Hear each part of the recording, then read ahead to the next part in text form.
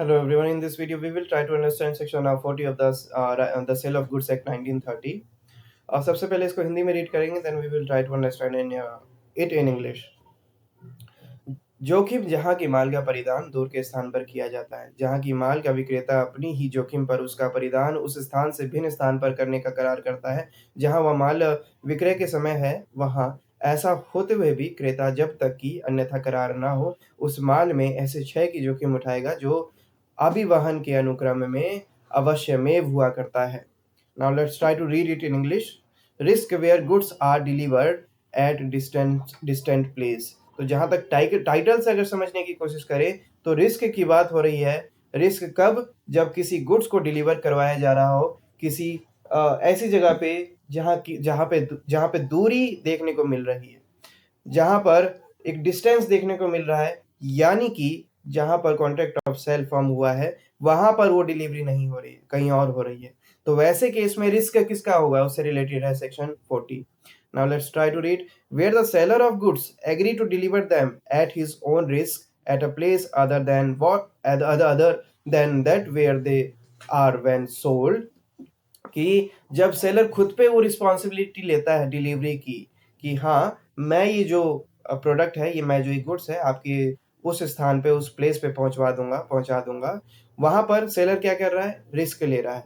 बावजूद उसके the buyer shall nevertheless unless otherwise agreed, बावजूद उसके जब तक कि ये स्पेशली ये वाला पॉइंट मेंशन ना कर दिया गया हो टर्म एंड कंडीशन में, जो डिटोरिएशन ऑफ गुड्स, ठीक है, उसका रिस्क बायर को लेना पड़ेगा। ठीक है, सो यहाँ से वो चीज स्टार्ट होती है। The buyer shall nevertheless unless otherwise agreed take any risk of deterioration in the goods necessarily incident to the course of the transit. तो कोई भी डिलीवरी के दौरान, ट्रांसपोर्टेशन के दौरान अगर गुड्स में कोई भी डिटेरियोरेशन होता है तो वो उसका रिस्क जो है वो बायर का ही होगा, ना कि सेलर का। भले ही सेलर ने उस चीज़ का रिस्क लिया हो, लेकिन जो छोटी मोटी चीज़ें हैं, जैसे मैं दुकान पे जाता हूँ, मुझे वो एक आइस क्यूब चाहिए, बड़ा सा आइस क्यूब चाहिए, ठीक है, जो बर्फ़ की जो सिल्ली होती है मुझे वो चाहिए। अब मैं उसे बोलता हूँ कि मैं ये ले रहा हूँ, ठीक है, मैं उसे पैसा भी पे कर देता हूँ और ये मुझे चाहिए वहाँ पर लगभग 20 किलोमीटर दूर। तो वैसे में डिस्टेंस बढ़ गया, तो वैसे में अगर मान लो रास्ते में वो थोड़ा मेल्ट डाउन हो भी जाता है तो वो डिटेरियोरेशन हो गया, कि जो भी गुड्स है वो नेचुरली वो थोड़ा सा डैमेज होता है। ठीक है, अब मान लीजिए सेब सेब का क्रेट है, एप्पल का क्रेट है, और वो है शिमला में, ठीक है, और शिमला में ही कॉन्ट्रैक्ट हो गया। अब वो मुझे भिजवाना है केरला में। अब केरला जाते-जाते उसको लगभग मान लीजिए, सपोज़ हाइपोथेटिकली मान लीजिए कि 30 दिन लगते हैं। तो ऐसे में हल्का-फुल्का जो भी डैमेज होगा उस सेब को नेचुरली, उसका रिस्क जो है वो बायर का ही होगा, क्योंकि बायर ही तो उसे बता रहा है कि उस जगह पे डिलीवरी करवानी है, और उस जगह तक पहुँचते-पहुँचते अगर कोई भी डैमेजेस होते हैं तो उसका रिस्क तो बायर ही को ही लेना चाहिए।